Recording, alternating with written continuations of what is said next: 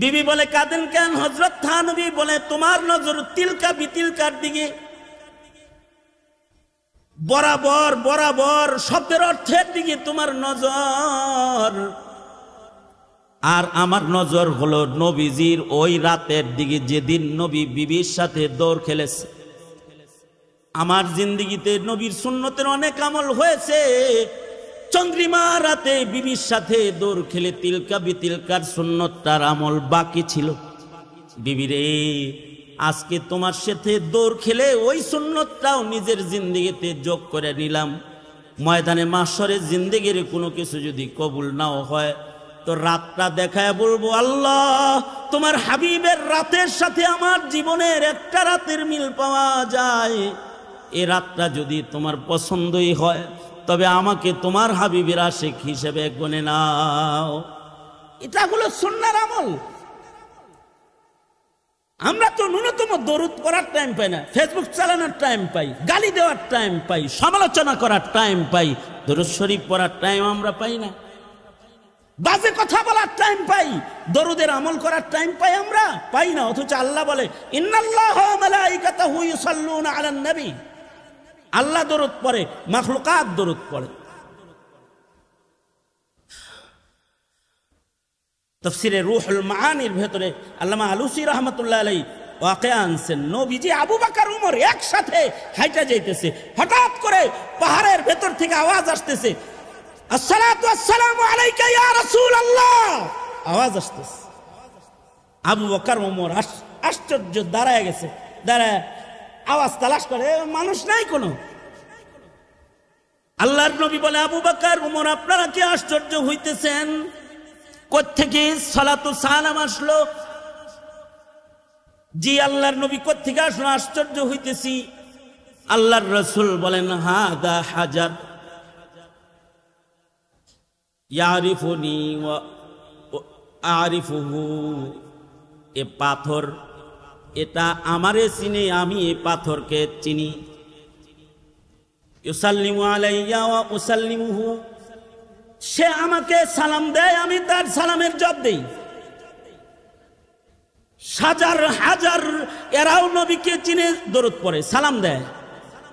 উহুদ পাহাড়ের সামনে দাঁড়ায় আল্লাহর রাসূল বলে হাদা উহুদ ইউহিব্বুনি ওয়া উহিব্বুহু, এইটা উহুদ পাহাড়, এটা আমাকে ভালোবাসে আমি উহুদরে ভালোবাসি। এটা হলো মোহাব্বত। কপালপুরার গোষ্ঠী র্যালি দাঁড় করায়া নগ্ন মিছিল কইরা কেক কাইটা ফালাফালি কইরা নবীর জন্ম দিন আর জশ্নে জুলুসে ঈদে মিলাদুন নবী পালন কইরা আমলের ভেতরে নবীকে বাদ দিয়া, আখলাক থেকে নবীকে বাদ দিয়া আশেক হইতে চাও, কপালে আছে জুতার বাড়ি, জুতার বাড়ি আছে কপালে। আয়োজিত দিনব্যাপী সিরাতুন নবী মহাসম্মেলনের মোহতারাম সাদার, মোহতারাম সভাপতি, উপস্থিত হযরত, বুজুর্গ উলামায়ে কেরাম, সম্মুখপানে সমবেত দিন প্রিয়, ইসলাম প্রিয়, দিনদার ইমানদার মুমিন মুসলমান ভাইরা, পর্দার আড়াল থেকে আলোচনায় শামিল মা বোনেরা, বিশ্বজগতের মালিক, বিশ্ব প্রতিপালকের বিশ্ব দরবারে কালিমাতুশ শুকর, যে মহান রব্বুল আলামিন দয়া করে মায়া করে ভালোবেসে রহমতি বরকতি জান্নাতের বাগানে সিরাতুন নবী সাল্লাল্লাহু আলাইহি ওয়াসাল্লাম শিরোনামে আমাদেরকে মাহে রবিউল আউয়ালের বরকতি মাহিনায় নবীর সিরাতের মোহাব্বতে, নবীর মোহাব্বতে এ মহতি সম্মেলনে শরীক হওয়ার তৌফিক দান করেছেন। কালিমাতুশ শুকর, শুকরিয়া আদায় করি আলহামদুলিল্লাহ। মজলিসে উলামা হজরতগণ, আকাবির, আমার মুরব্বী হজরতগণ যারা রয়েছেন, ওনারাই আজকের মহতি মাহফিলের মুখ্য আলোচক এবং মুখ্য আলোচনা ওনারা করবেন, গুরুত্বপূর্ণ নসিহা মুরব্বীরা করবেন। আমি জাতীয় সিরাত কমিটির একজন সদস্য হিসেবে আমাকে এখানে বসায় দেওয়া হয়েছে, কিছু বলতে নির্দেশ করা হয়েছে। বরকতের নিয়তে মশহুর আয়াত, মশহুর হাদিস আপনাদের সামনে পেশ করেছে। এগুলোকে সামনে রেখে সামান্য কিছু কথা তাকরার করার ইরাদা। আল্লাহ তাআলা কিছু উপকারী কথা বলনেওয়ালা, শুননেওয়ালার কিছু উপকারী কথা আল্লাহ তাআলা জবানে বের করে দেন। আপনারা দোয়া করুন, বলুন আমিন। মোহতারাম হাজিরিন, মাহে রবিউল আউয়াল নবীজির আগমনের মাস, পাশাপাশি রবিউল আউয়াল নবীজির তিরোধানের মাস। এ মাসে নবীজি আগমন করেছেন। এ মাসে নবী আলাইহিস সালাতু ওয়াস সালাম বিদায় গ্রহণ করেছেন। এই মাস আসলে উম্মতের কাছে নবীর কথা বিশেষভাবে নবীজির আলোচিত হয়, কারণ এ মাসের সাথে নবীজির আগমন ও তিরোধানের খুশি আবার বিদায়ের বেদনা ব্যথার সম্পর্ক রয়েছে। নবী আলাইহিস সালাতু ওয়াস সালামের আগমন অবশ্যই খুশির, আনন্দের। সারা পৃথিবী দীর্ঘদিন নবী আলাইহিস সালাতু ওয়াস সালামের আগমনের প্রহর গুনছিল, কারণ নবীজির চাইতে দামি কিছু তো আল্লাহ তাআলা আল্লাহর সৃষ্টির ভেতরে বানান নাই। আল্লাহ পাকের যত সৃষ্টি আছে, এই সৃষ্টির ভেতরে নবীজির মূল্য মখলুক হিসেবে খালেকের কাছে সবচেয়ে বেশি। এই কারণেই আরশে আজিমের চাইতেও নবীজির গায়ের সাথে লেগে থাকা মাটির মূল্য আল্লাহর কাছে বেশি, কারণ আল্লাহর সৃষ্টির ভেতরে সবচেয়ে দামি মুহাম্মদুর রাসূলুল্লাহ সাল্লাল্লাহু আলাইহি ওয়াসাল্লাম। নবী আলাইহিস সালাতু ওয়াস সালামকে আল্লাহ তাআলা শ্রেষ্ঠত্ব দান করেছেন হার কিসমের। সৃষ্টির শ্রেষ্ঠ সুন্দর করেছেন নবীজিকে আল্লাহ তাআলা। শ্রেষ্ঠ আখলাক, শ্রেষ্ঠ ইলম, যা কিছু আছে সব আল্লাহ তাআলা শ্রেষ্ঠ দান করেছেন। এমন শ্রেষ্ঠ মহামানব আগমন করবেন, তার আনন্দ, তার আগমনের মাস অবশ্যই আনন্দের।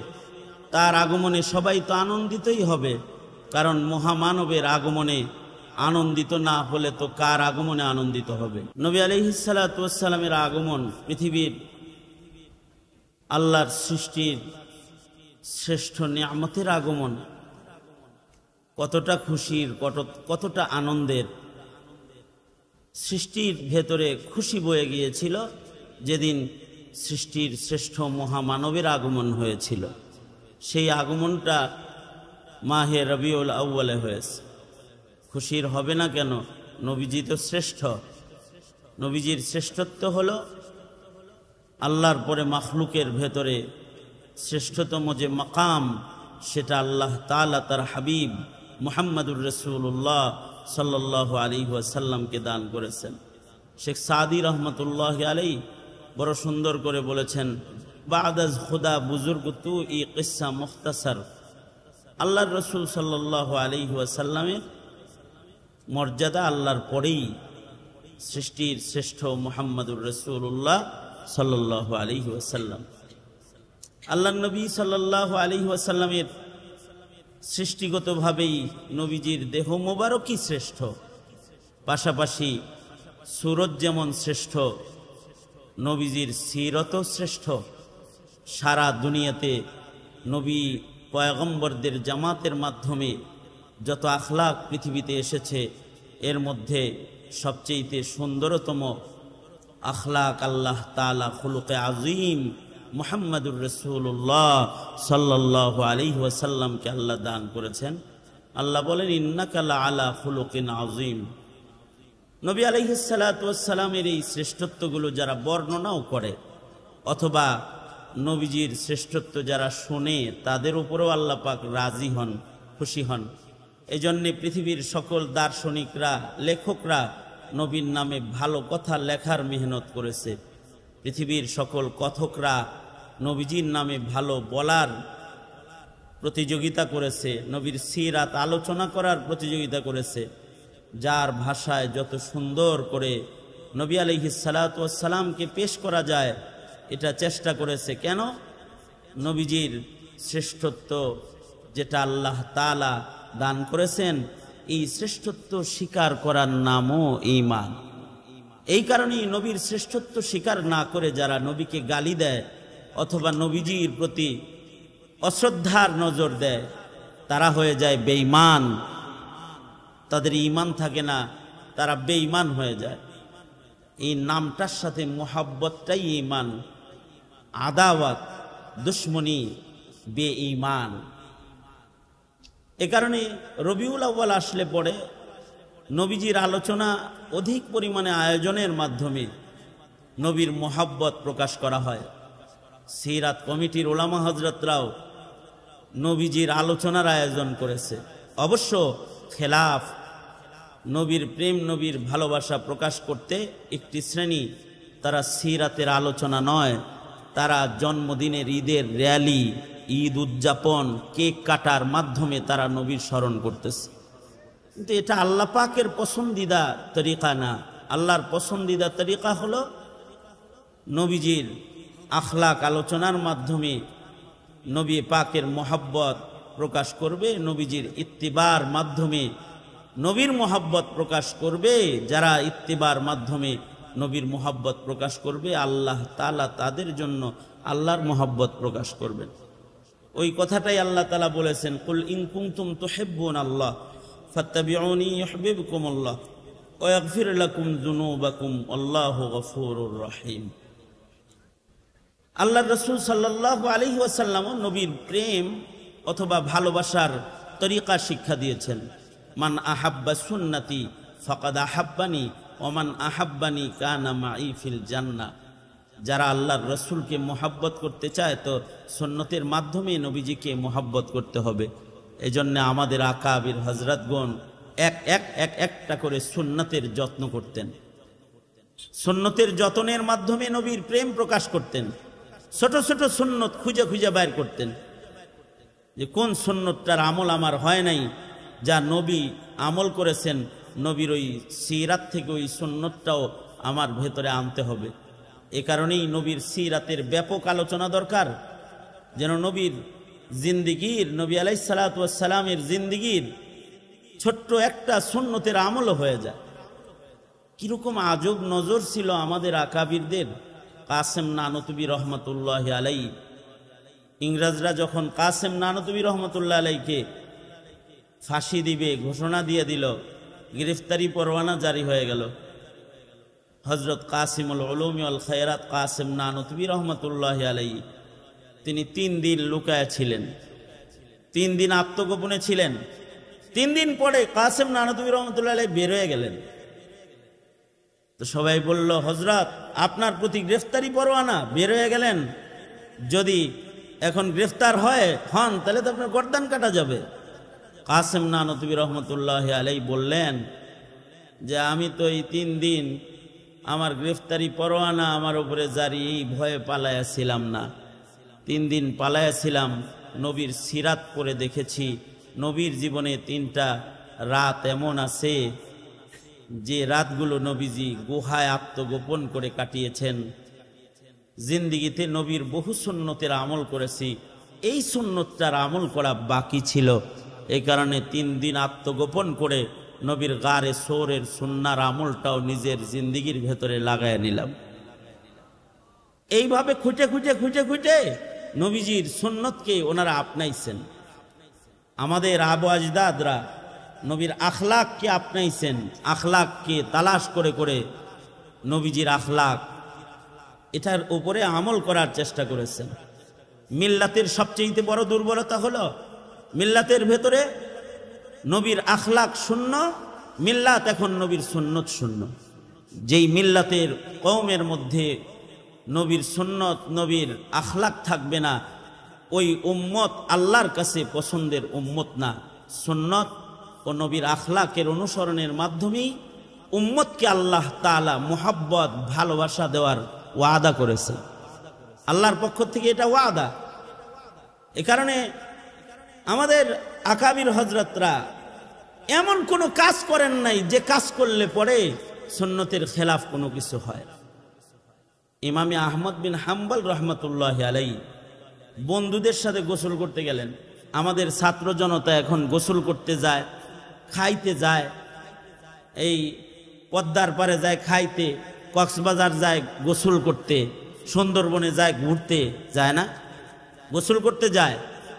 তো ইমামে আহমদ বিন হাম্বল বড় নদীতে গোসল করবেন, বন্ধুদের সাথে গেছেন। বন্ধুরা যারা আছে এরা সব নিজের কাপড় খুলে জাঙ্গা বিন্দা গোসলের পোশাক পরছে, সব উলঙ্গ হয়ে গেছে, উলঙ্গ গোসল করবে। আহমদ বিন হাম্বলও ওখানে আছেন। তা আহমদ বিন হাম্বল রহমতুল্লাহ আলাইকে বলল বন্ধুরা যে এই কাপড় খোল, এক ড্রেস একরকম প্লেয়ার সব তো সাতরামো, এক ড্রেস হইতে হবে না, এক ড্রেস হোক। হজরত আহমদ বিন হাম্বল বললেন, হ্যাঁ এক ড্রেস মানে আমি কি ফরজ তরক করবো নাকি? তোরা ওইভাবে আমি এইভাবে, না ড্রেস না মিললে প্লেয়ার হিসেবে দলে নেওয়া হবে না, যাও চলে যাও।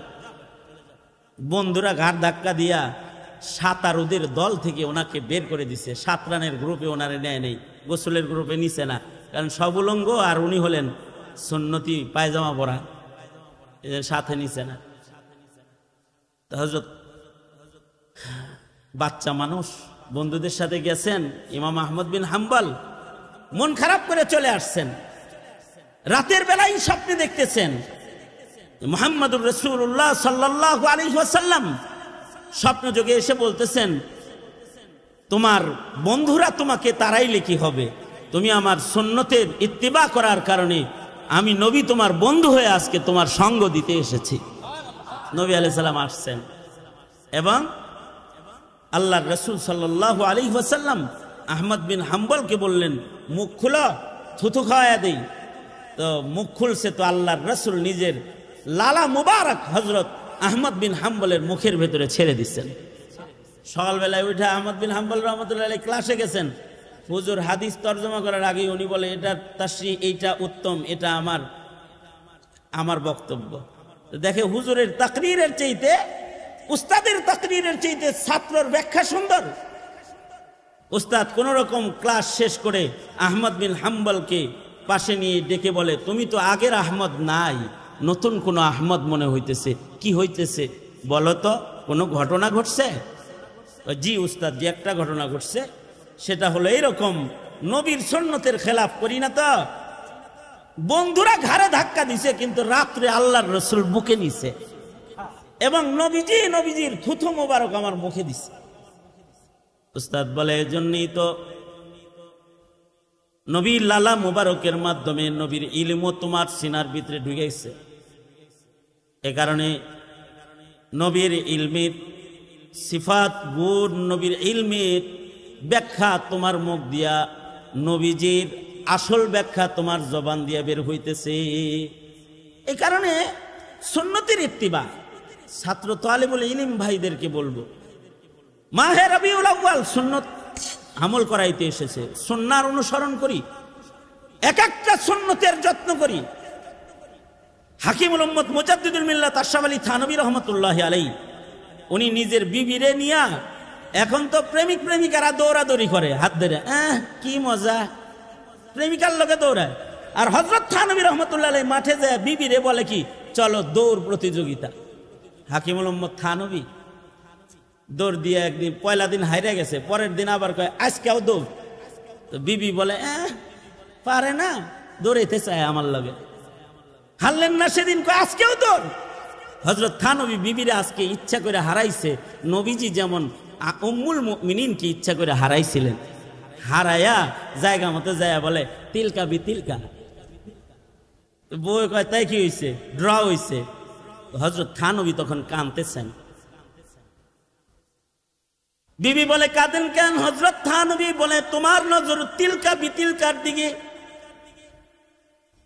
বরাবর বরাবর শব্দের অর্থের দিকে তোমার নজর, আর আমার নজর হলো নবীজির ওই রাতের দিকে যেদিন নবী বিবির সাথে দৌড় খেলেছে।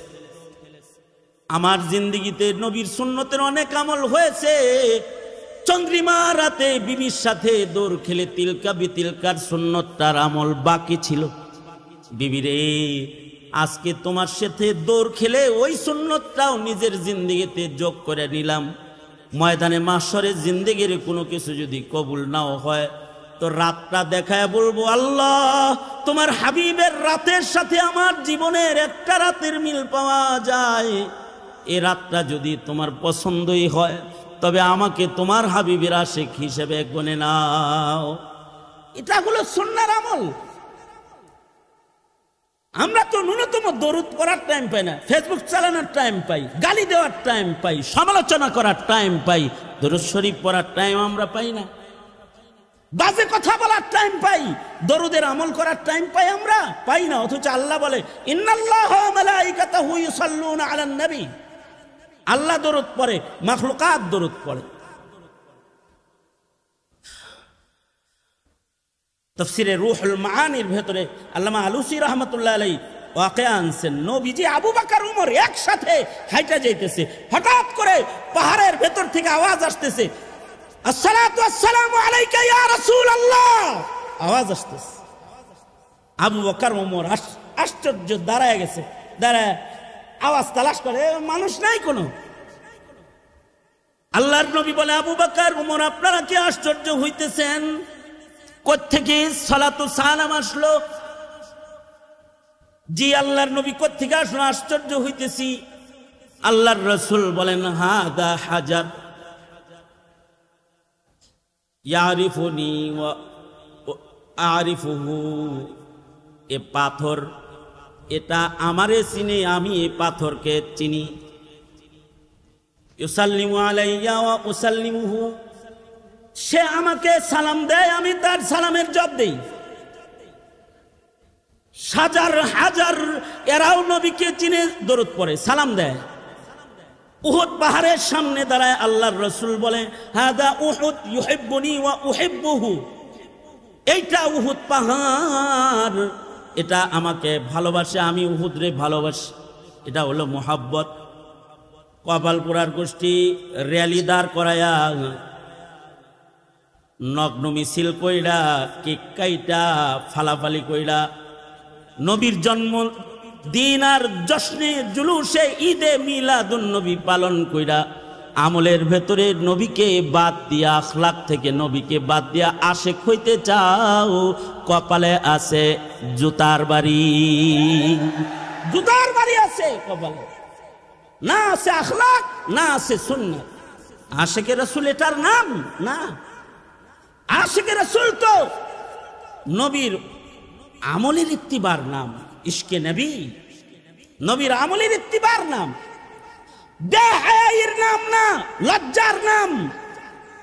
গোটা দুনিয়া নজর করে তাকাইলে এখন বেহায়ার সায়লাব।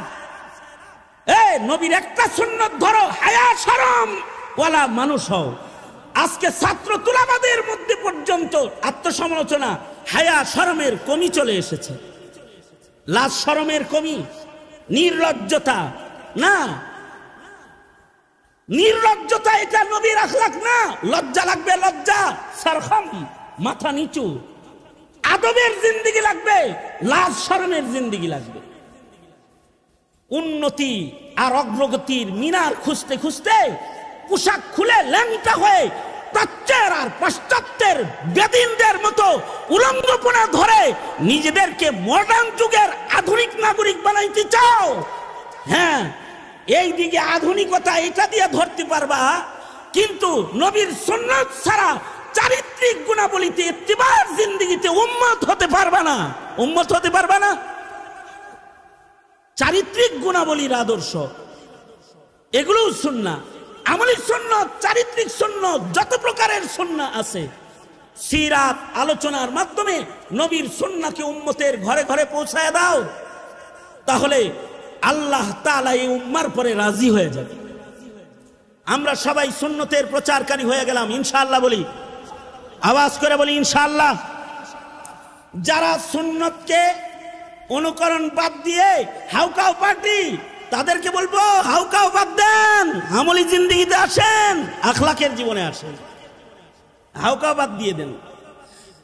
পাশাপাশি আমরা এই সিরাত কমিটির এই আয়োজনটা, এটার পাশে থেকে প্রতি বছর সিরাত কমিটি যে আয়োজনটা করে, তাদের সাথে শিরকত করেও, শরিক হয়েও আমরা নবীজির মোহাব্বতকে প্রকাশ করব, এই আহ্বান ব্যক্ত করেই জাস্ট দুই চার কথা আপনাদের কাছে হুকুম হয়েছে তাই বললাম। আলোচনা তো আলোচকরা করবেন, মুরব্বীরা করবেন, বাস হায়াত বাকি, মুলাকাত বাকি, মুলাকাত বাকি, নসিহত বাকি। আসসালামু আলাইকুম ওয়া রাহমাতুল্লাহি ওয়া বারাকাতুহু।